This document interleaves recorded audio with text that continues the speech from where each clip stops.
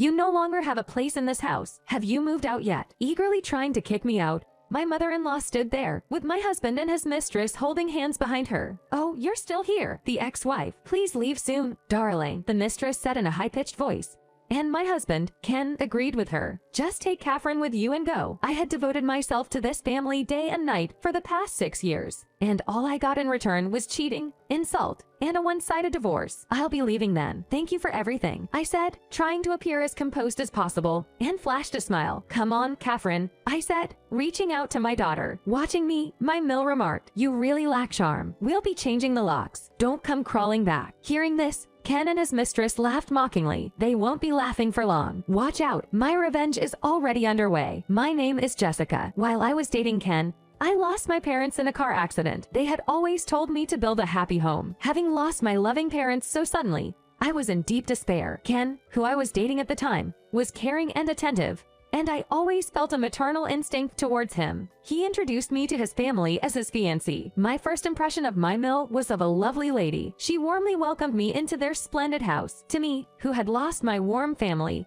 everything seemed to shine. At that time, I felt my Mill was a bit nitpicky, but didn't think much of it. Looking back, that was my mistake. I had taken my MIL's constant comments about how hardworking Jessica is as compliments. So when she suggested we live together, I agreed without a second thought. But the trouble started the morning after we returned from our honeymoon. "Wake up. How long will you sleep?" My Mill woke me up, and it was still dark outside. "Mom, what's going on?" In the Smith family, the bride wakes up before everyone else, starts the chores, and goes to bed last. "How long do you plan on acting like a guest?" Drowsy, I tried to grasp the situation, but my Mill gave me no time to think. She handed me a broom and sent me out to the yard. It was March, and the early morning air was chilly. I felt torn between the cold and confusion. Ken, waking up late in the afternoon, saw me being bossed around, but seemed indifferent, engrossed in his mobile game. I tried to get his help when Mill wasn't looking, but he simply said, "Well, you're the wife now." He seemed so different from the kind Ken I knew, leaving me stunned. On top of that, he added, "Don't you know the saying, a woman's place is in the kitchen? I thought you'd know better since you're a career woman. Anyway, good luck." I felt betrayed by the two people I considered allies, my Mill and husband. At that moment, I wrongly thought, if I just endure,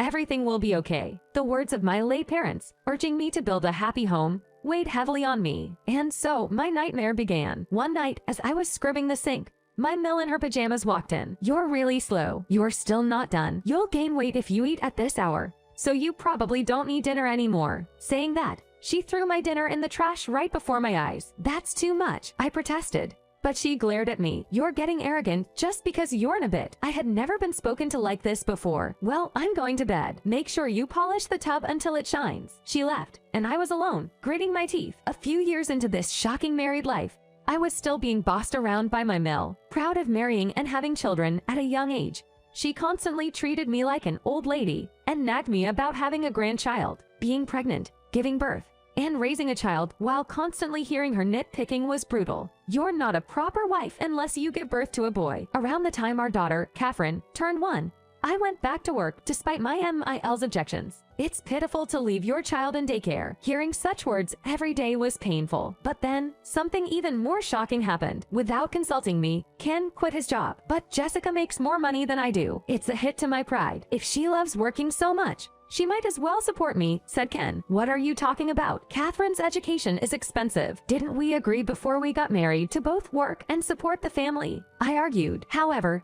no matter how much I pleaded, my husband Ken made condescending remarks about women. "I bet some of your friends are stay-at-home moms. Must be nice. I want to relax and have naps during the day too," he scoffed. To make matters worse, my Mill took his side. "Oh, Ken, pressured by a wife who doesn't respect him. Jessica, this happened because you selfishly went back to work. You better make enough money for both of you. And since you're working, you better be perfect at home chores and taking care of Catherine too," she snapped. From then on, I took over the household chores, child rearing, and finances all by myself. Ken occasionally took some part-time jobs, but he spent all the money on himself and never contributed to the household expenses. Despite saying household chores are a wife's duty, my Mill hardly did anything herself. Instead, she constantly criticized my housekeeping. Late at night, she'd come back from a club, pick apart my housekeeping, and constantly belittle my efforts. One day, I gathered my courage and pleaded with Ken. I'm exhausted every day. Can't you help out a little? Ken shouted back. This is your fault. My mom's been complaining about the quality of your housekeeping, saying I'm the one suffering. If you don't like it here, leave. There are other women who'd love to be my wife. Proudly, Ken showed me a picture on his phone. It was a photo of him with a young woman. Without even being asked, he began to spill the beans. The woman was a 23-year-old housekeeper named Mandy. They met at a mixer. Ken had lied about being single and having a high-paying job to get with her. I was shocked to learn that he'd been telling Mandy that his ex-wife, meaning me, wouldn't leave the house. The main reason I'd put up with so much was to fulfill my parents' wish for a happy home. I couldn't live with a husband who trampled over those feelings anymore. I immediately took action. I arranged for Catherine's school transfer and secretly moved our belongings to prepare for separation. But then, as I was finalizing everything, the front door opened, and in came my Mill and Ken. Shockingly, Manny was with them. Smirking, my Mill said, "You no longer belong in this house. Are you done moving?" Confused, I asked, "What are you talking about?"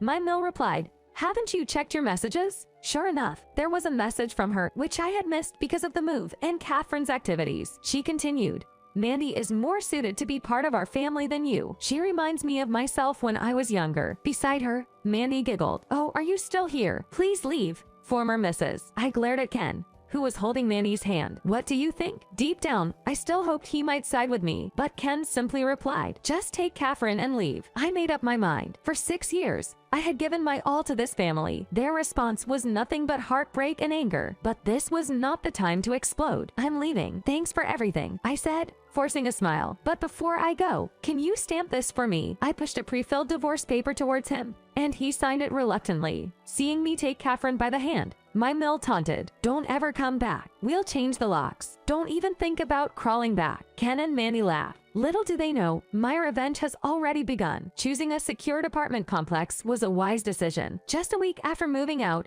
my Mill came to my new place. Despite treating me horribly, it seems they couldn't handle their lives without me. It makes sense. After all, I was the main breadwinner. That household was only afloat because of me. After ridiculing and kicking people out like that, it seems their life quickly fell apart as soon as I left the house. Serves them right. I was the only one working properly in that house. It was as if I alone was supporting the whole family. They haven't paid me yet. Send over the living expenses right away. On a sweltering summer day, my Mill was making a fuss over the entrance intercom, drenched in sweat. From inside my air-conditioned room, I coolly responded, "Who are you?" This caused my Mill to go ballistic, making more noise than cicadas. "I know you live here. Stop hiding and come out. How did you find this place?" I knew the answer, but I asked anyway. And then, my former Mill became visibly suspicious. I have connections you wouldn't know about." I replied calmly, "By connections, you mean the burglars. You broke into my friend's house and stole a piece of paper with this address on it, didn't you?" She's thinking of reporting the theft. It turned out that in order to find my new residence, my Mill had barged into a friend's house and ransacked the place. Burglar. That's an exaggeration. This is all your fault. Our family is falling apart. Wasn't the family already in shambles? Who's the one drowning in debt from going to male entertainment clubs? While preparing for divorce and sorting out the house, I stumbled upon the fact that my Mill had accumulated debt from her frequent visits to these clubs. I could easily guess that, because of this, the Smith family was now in crisis. If you know, then help us. After living under the same roof for 6 years, how could you be so cold? The hysterical screams of my Mill echoed in the entrance hall, clear even over the intercom. I could say the same to you. You're causing a disturbance. Please leave and thank you for your efforts on this hot day. You devil. Evil daughter-in-law. Do you want us to starve to death? The new wife you said was so good at housework can't even make a simple stew. Debt collectors are coming to our home. My son Steve has become distant, and our family is in turmoil. What are you going to do about it? I don't care. It's what you deserve. If you keep this up, I'll call the police." The word police seemed to do the trick, and my Mill quickly quieted down. She mumbled some curses under her breath as she left. It seems that people with their own issues always want to blame others when things go wrong. I truly felt this. I'm so glad I got away. Speaking of which, I was relieved that this Mill ambush incident occurred when Mandy wasn't around. I don't want Manny to be inconvenienced in the future. I still have things I need to do. A few days later, I walked through the grand gate of the old house. Rumor has it, it's the home of a top executive of a large corporation. When I was ushered into the living room, there was an older man and that mistress, Mandy Brown, waiting. Both of them stared at me with hostility, especially the older man, Manny's father, who with a stern face said, "I've heard from my daughter. She said you were arrogant, competing against the high-earning Steve, neglecting household chores and childcare, having affairs, and then dumping your clubbing debt on the Smith family and leaving. What a story. Speaking of which, I heard you're willing to cover the alimony that Steve and Mandy can't pay. Upon hearing this, Mandy's father responded angrily, "Honestly, I wouldn't want to pay a single penny to a know-it-all like you. But if you promise not to bother my daughter anymore, I'm willing to pay, albeit begrudgingly, for her happiness." Mandy then, with tears in her eyes, dramatically said, "Dad, she's definitely acting. I knew from the start that the Smith family, on the verge of losing their house to debt collectors, wouldn't be able to pay the alimony." Mandy probably fed her parents some convenient story. "Today, I came to set the record straight. Seems like Mandy's been deceived by the Smith family. Whole thing, but maybe it's better if you remain in the dark, sir." I feigned sadness, dabbing my eyes with a handkerchief. Predictably, Mandy's father bit, "What do you mean?" Mandy's face went pale. After pretending to be hesitant for a few moments, I let it slip. "The Smith family, they lie as easily as they breathe." Just then, the sliding door opened, revealing a livid ex-mother-in-law who exclaimed, "What did you just say?" She had been secretly eavesdropping on our conversation. "This is an unfounded insult. Mandy and Mr. Brown, you can't believe her. She's the devil." The ex-mother-in-law rambled on, trying to shut me down. But Mandy's father wanted to hear my side of the story. I began narrating everything since our marriage. I was the one taking care of all household chores, raising the children, and working. After giving birth to a daughter, I was criticized by my mother-in-law. The one who was always competitive at work was Ken. And to top it all off, he quit his job without consulting me. And the one who piled up debt by going out every night was his mother. Wait a minute, this story is entirely different from what I heard. Ken isn't a full-time employee. Seeing Mandy pale, I confronted her. "It seems he misled you into marrying him. Here's a copy of my diary. Would you like to see it?" Without hesitation, the ex-mother-in-law snatched the copy and tore it up. "That's how you deal with fake records. Now it's unreadable, right? Serves you right." With an exasperated look at the smug ex-mother-in-law, I pulled another copy out of my bag. "I did mention it's a copy, didn't I? I can produce as many as I need." While the ex-mother-in-law continued her rant, I handed the copy to Mandy and her father. As they voraciously read the diary detailing my treatment since joining the Smith family, they started to tremble uncontrollably. Furious, Mandy shouted, "This is terrible. I've been deceived. I can't believe I let my precious daughter marry into such a family." In front of the outraged duo,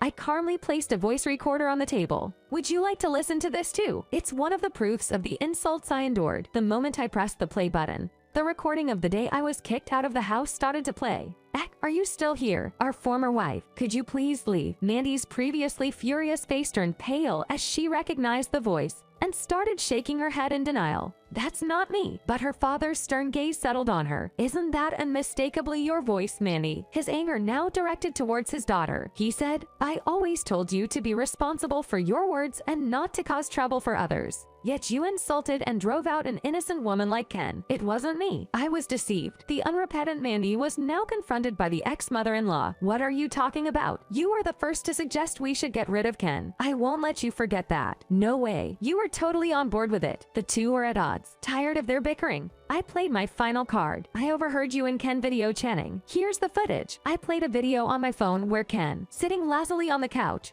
is talking to Mandy. "Ick, I can't believe you weren't divorced yet. I'm sorry. I'll divorce her soon. I'll buy you a designer bag, so cheer up." "I'm definitely in. I'll help you get rid of that old wife and her bratty kid." Ken's mother, sitting beside him, chimed in. "Oh, that would be wonderful. I want to get rid of that useless woman and her annoying grandchild as soon as possible. Then the three of us can live happily." Catherine's scream, "No," interrupted the playback. Her father sighed deeply and said, "I was actually planning to cover half of the Smith family's debt. I couldn't stand to see my lovely daughter suffer. However, it's clear now. The one who truly suffered was you, Ken. And part of the reason for that suffering was my daughter. I can't deny that. He bowed deeply to me. This is Catherine's cross to bear. So I'll give you the $100,000 I was planning to use to pay off the Smith family's debt as compensation for your troubles. I don't expect this to make up for everything, but please accept it as a small token of my apology." While the mother-in-law and Catherine angrily shouted unintelligibly,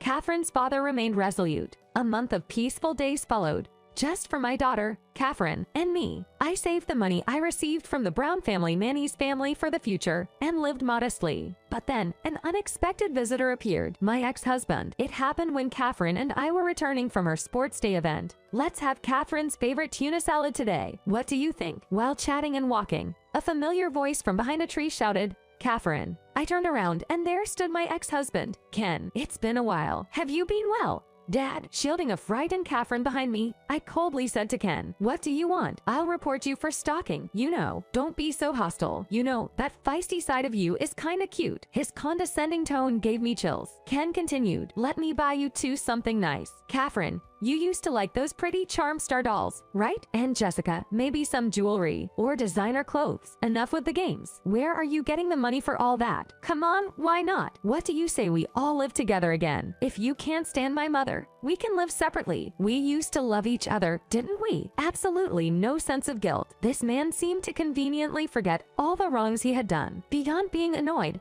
I was genuinely scared. "That's not the point. Don't be like that. Come back. I really miss your homemade casseroles. Go away. I'll really report you." Suddenly, Ken's tone shifted from smooth to aggressive. Always with the reporting, it's like I'm offering to take in a stray cat I once abandoned. "Just follow me like a good woman should." The one who shouted stop wasn't me. It was Catherine. Though scared and trembling, Catherine looked straight into Ken's eyes and declared, "What I like isn't pretty Charmstar anymore. It changed a long time ago. Back when we all lived together. You know nothing, neither about me or about Mom. That's why I don't want to live with you anymore." This seemed to genuinely shock Ken. He must have believed he was still the loving father he once pretended to be. "Well, we'll be going now." As I held Catherine's hand and tried to walk away, Ken shouted from behind, taking the money that was supposed to come into our house. "Gold digger, don't get ahead of yourself. Who said I wanted you back?" Clearly, this was his real motive. He probably assumed that if I came back, my money would roll into the Adams household. Maybe that's why he made such grand promises of buying gifts. Doing my best to remain calm, I replied, "All I ever wanted was a warm family, but that's impossible with you. I hope you have a good life with Mandy and your mill." As I turned to leave, Ken lunged at me. I thought he might actually hurt me, but just in the nick of time, the police stepped in. A passerby must have sensed the tension and called them. As Ken was taken away, I felt a tight grip on my left hand. It was Catherine, looking up at me with concern. "I love you, Mom." We hugged tightly and headed home together. A year has passed since that day. Word on the street is that my mill made another scene at the Brown residence, stole some valuables, and ended up serving a few months in jail. Ken and Mandy's relationship became strained, and Ken started prowling the nightlife for other women again. Apparently, he got caught by some debt collectors and is now working on a tuna fishing boat. I heard he can't come back for another 3 years. Mandy wanted to go back to her parents' house, but her strict father wouldn't allow it. She now works part-time and takes care of the household under her demanding mill. I've become friendly with Mandy's parents, and we occasionally meet for coffee. Mandy, who was once naive, seems to be showing some remorse now. She was somewhat tricked by Ken. I feel sorry for her. Let's allow her to divorce before Ken comes back, they said. When that time comes, please guide her as a mentor in life, they pleaded, leaving me with a wry smile. Later on, through Manny's parents, I met a single father. It turned out our kids attended the same daycare, and we hit it off. When he asked if we could date with the intention of marriage, I hesitated at first, but Catherine gave me the push I needed. "Mom, I want the 4 of us to live happily together." Now I'm remarried and a mother of 2. Juggling work, household chores, and raising kids is hectic, but my husband is very supportive, and I never feel alone or treated unfairly. I used to think that to have a happy family, I needed to endure any and all injustices. I used to have doubts but I was wrong. To have a happy family, I first had to be happy myself. Now, I'm living days filled with a happiness I never imagined back then. I can proudly tell my parents in heaven about it, hoping for eternal happiness for my 2 daughters and us. I think it's time to close this chapter. To all of you who have been reading, may happiness rain down upon you.